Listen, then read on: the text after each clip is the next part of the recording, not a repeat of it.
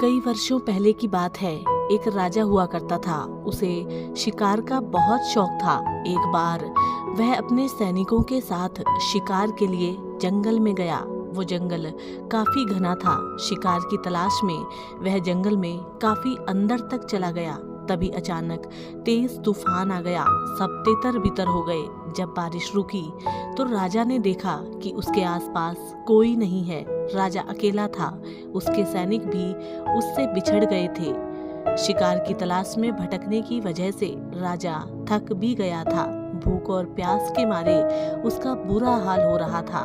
तभी उसे 3 लड़के आते दिखाई दिए। राजा उनके पास गया और बोला कि भूख और प्यास के मारे मेरी जान निकल रही है। क्या मुझे कुछ खाने और पीने को मिल सकता है? लड़कों ने बोला, क्यों नहीं। वे भागकर अपने घर गए और राजा के लिए भोजन और पानी की व्यवस्था करके लाए।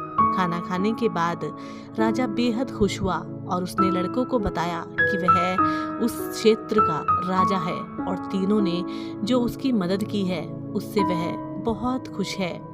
राजा ने तीनों लड़कों की सेवा से खुश होकर उन्हें बदले में कुछ मांगने के लिए कहा।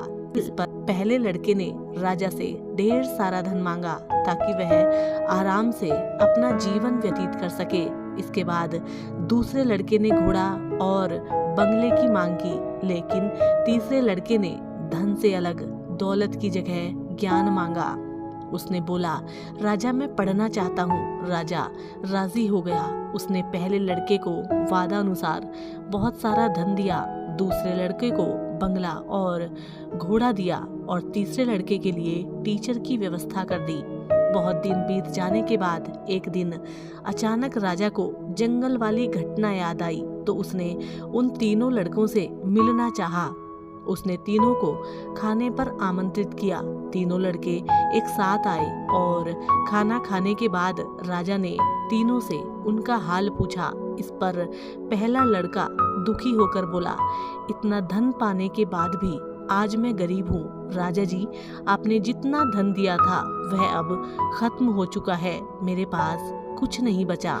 राजा ने दूसरे लड़के की तरफ देखा तो उसने कहा, आपके द्वारा दिया गया घोड़ा चोरी हो गया और बंगला बेचकर जो पैसा आया वो भी खर्च हो चुका और अब बचा हुआ भी जल्द ही खत्म हो जाएगा।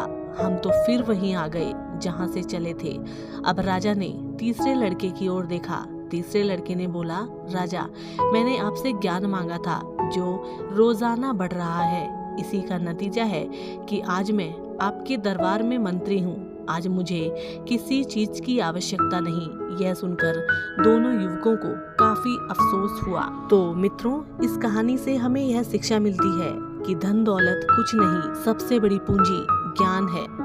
तो साथियों, हम उम्मीद करते हैं आज की ये ज्ञानवर्धक कहानी आपको पसंद आई होगी और इसी तरीके की और अन्य कहानियों के लिए आप हमारे चैनल को सब्सक्राइब करें। हम आपसे मिलेंगे एक और वीडियो के साथ। तब तक के लिए नमस्कार, जय हिंद।